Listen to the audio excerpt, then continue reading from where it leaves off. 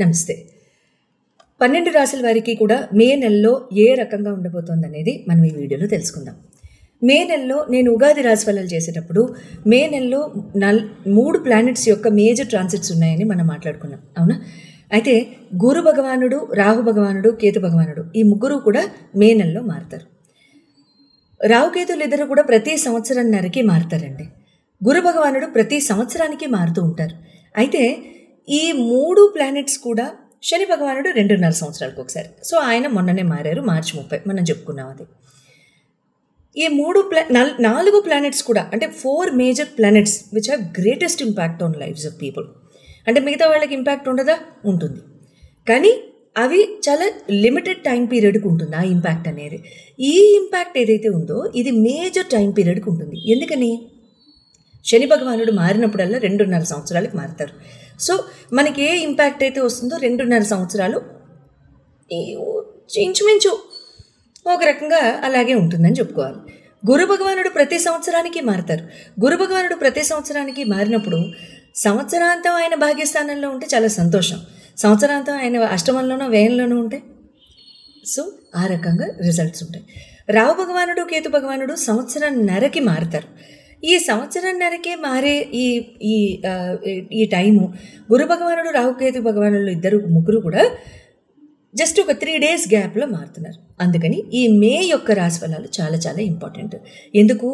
ఒక రకంగా ఆల్మోస్ట్ ఇంకా ఆ ఇయర్ని ఏ రకంగా నడుపుకోవాలనేది ఈ మేలో ఒక హెడ్సప్ అనేది ఇవ్వడం జరుగుతుంది. అంటే ఒక రకంగా డిస్క్లైమర్, అంటే మనం ఆర్చి తూర్చి అడుగు వేయడానికి కానివ్వండి, మన మంచి చెడులు ఎంచుకుని మనం ప్రవర్తించడానికి కానివ్వండి, ఎటువంటి నిర్ణయాలు తీసుకోవాలి, ఎటువంటి నిర్ణయాలు మనం తీసుకోకూడదు, తర్వాత ఎటువంటి ఆస్పెక్ట్స్లో మనం ముందుకు వెళ్ళొచ్చు, లైక్ స్కిల్స్ అండ్ ఎడ్యుకేషనా, లేకపోతే జాబా, ఉద్యోగపరంగానా, లేకపోతే బిజినెస్ పరంగానా, వివాహం కాని వాళ్ళకి అసలు ఏ రకంగా ఉంటుంది, వివాహం అయిన వాళ్ళకి ఏ రకంగా ఉంటుంది, తర్వాత ఇంకా కొన్ని జాగ్రత్తలు ఏమైనా తీసుకోవాలా, ఇటువంటివన్నీ కూడా మనకి ఈ పర్టిక్యులర్ వీడియోలో మనం తెలుసుకుందాం. అయితే ఈ 12 రాశుల వారికి కూడా ఏ రకంగా ఉంటుంది అనేది మనం విడివిడిగా ఒక్కొక్క వీడియోలో చాలా చక్కగా మనం తెలుసుకుందామా? మరి కుంభరాశి వారికి మే నెలలో ఏ రకంగా ఉండబోతుందో తెలుసుకుందాం. గ్రహాలన్నీ కూడా ఎటువంటి రిజల్ట్స్ ఇస్తాయో కూడా మనం చక్కగా తెలుసుకోవచ్చు. కుంభరాశి వారికి శని భగవానుడు రాశ్యాధిపతి. అయితే మే నెలలో రాహుతో పాటు, బుధుడితో పాటు, శుక్ర భగవానుడితో పాటు కలిసి ఉన్నారు. బుధ భగవానుడు మే 7వ తారీఖుకి ఆయన చతుర్థంలోకి రవితో పాటు మీకు గోచారంలోకి వెళ్ళడం జరుగుతుంది. కుజ భగవానుడు మీకు షష్టమంలో ఉండడము, తర్వాత కేతు భగవానుడు మీకు అష్టమంలో గోచారం చేయడము, గురు భగవానుడు మీకు చతుర్థం నుంచి పంచమానికి మే 15వ తారీఖు ముందుకు వెళ్ళిపోతారు. అయితే హెల్త్ పరంగా కనుక చూసుకున్నట్లయితే కుంభరాశి వారికి మీకు ఏ రకంగా ఉండబోతుందో చూద్దాం. మీ రాశి అధిపతి మీనానికి వెళ్ళిపోయారు. అంటే మీ రాశి నుండి ఆయన మీ ధనస్థానానికి, కుటుంబ స్థానానికి, అంటే సెకండ్ హౌస్ ఆల్మోస్ట్, అంటే మీకు ప్రాపర్టీ కానివ్వండి, లేకపోతే మీ లిక్విడ్ అసెట్స్ కానివ్వండి, మీ లిక్విడ్ క్యాష్ కానివ్వండి, లేకపోతే మీ యొక్క కుటుంబం అంటే ఫ్యామిలీ పర్స్పెక్టివ్ కానివ్వండి, కొన్ని యాంగిల్స్లో మాకు చూడడం జరుగుతుంటుంది. అయితే ఈ ద్వితీయ స్థానానికి వెళ్ళిపోయిన శని మీకు ఎటువంటి రిజల్ట్ ఇస్తారు హెల్త్ పరంగా అనేది మనం ఇక్కడ తెలుసుకుందాం.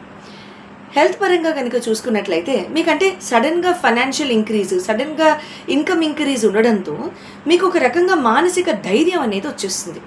మెంటల్ టెన్షన్స్తో కూడిన ఎటువంటి మానసిక అధైర్యం కానివ్వండి, మానసిక ఇన్స్టెబిలిటీ కానివ్వండి, గత 2.5 yearsగా మీకు ఉన్నా కూడా మీకు ఇప్పటి నుండి కూడా, అంటే గత నెల మార్చి 30వ తారీఖు, మార్చి 29వ తారీఖు నుండి కూడా మీకు చాలా rakaలుగా కూడా మీకు చాలా ఉత్తేజంగా ఉండడము, కాన్ఫిడెంట్గా ఉండడము, స్లో డౌన్ అవ్వడము, హ్యాపీగా ఉండడము, కుటుంబంతో టైం స్పెండ్ చేయడము, కుటుంబంతో అవర్ టైం కానివ్వండి, దట్ ఫ్యామిలీ హ్యాపీనెస్ కానివ్వండి, ఇటువంటివి మీకు ఇక్కడ జరగడానికి, ఇంకా ఇంక్రీజ్ అవ్వడానికి ఆస్కారాలు పెరుగుతాయి. అయితే మీకు ఇక్కడ మెంటల్ టెన్షన్ ఉండదు అంటే ఇంకా సకల రోగాలకి సమాప్తం అనే కదా అర్థం. ఎందుకంటే ప్రతిదానికి పునాది యాంగ్జైటీయే, ప్రతిదానికి పునాది స్ట్రెస్ అండ్ యాంగ్జైటీయే. కాబట్టి కాస్త అంటే లోవర్ హాఫ్ ఆఫ్ ద బాడీలో కొంచెం వెయిట్ పెరగకుండా చూసుకోండి, అది పాయింట్ నెంబర్ 2. తర్వాత లేకపోతే అంటే డయాబెటీస్ ఆల్రెడీ ఉన్నవాళ్ళు కొంచెం అది పెరగకుండా ఉన్నట్టుగా చూసుకోండి. తరచూ చెక్స్ చేసుకోండి. Every 3 months please go for a diabetic check. ఇటువంటివి చేసుకుంటూ ఉండండి.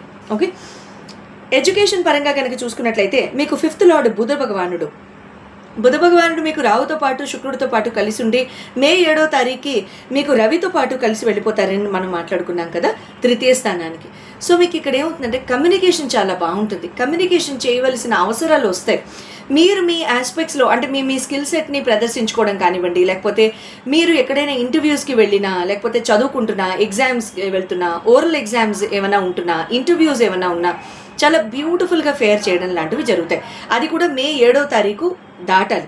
మే 7వ తారీఖు తర్వాత మీకుండే ఎటువంటి ఈ వైవా ఎగ్జామ్స్ అంటారు కదా, ఇటువంటి ఎగ్జామ్స్ ఏమన్నా ఉన్నా కూడా చాలా బ్యూటిఫుల్గా ప్యానల్ మిమ్మల్ని యాక్సెప్ట్ చేయడం కానివ్వండి, లేకపోతే మీరు ముందుకు వెళ్ళడం కానివ్వండి, ఇలాంటివి జరుగుతాయి ఉత్తీర్ణతతో. What I mean to says, love life కనుక చూసుకున్నట్లయితే మళ్ళీ పంచమాధిపతి మీకు బుధగానుడే అవుతాడు కాబట్టి ఇక్కడ మీరు మాట్లాడే మాటలతో అవతల వాళ్ళకి చాలా ఉత్తేజంగా ఉండడము, లేకపోతే కాన్ఫిడెంట్గా ఉండడము, చాలా ప్రేమపూరితమైన ఫీలింగ్స్ని మీరు వ్యక్తపరచడము, ఇలాంటివి జరుగుతూ ఉంటాయన్నమాట.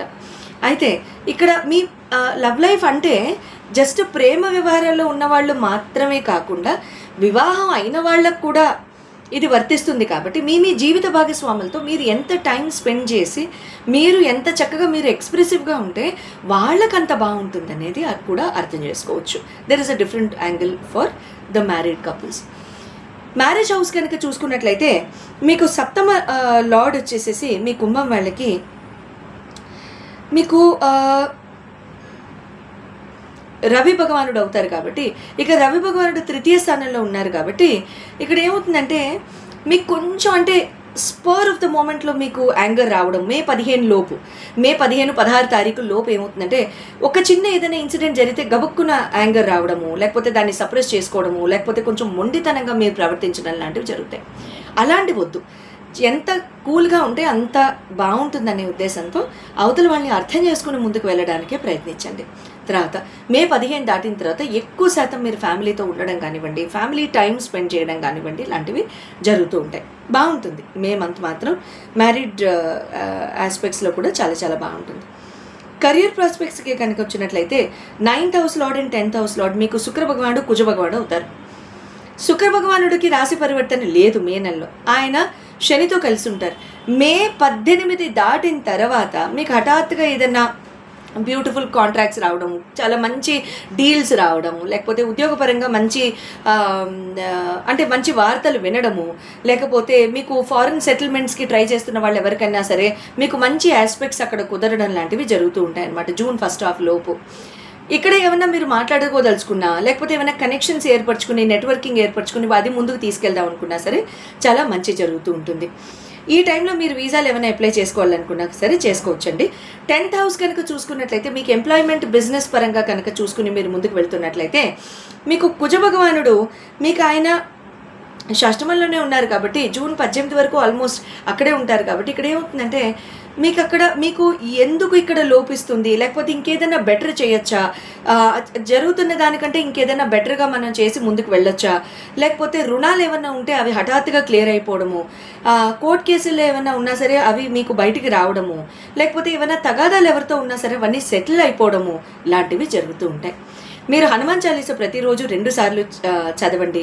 తర్వాత కుంభరాశి వాళ్ళకి ముఖ్యంగా మే 18 వరకు కూడా సంకటహర గణపతి స్తోత్రం ప్రతిరోజు చదువుకోవడం కూడా చాలా చాలా మంచి చేస్తూ ఉంటుందన్నమాట. శుభం భూయాత్.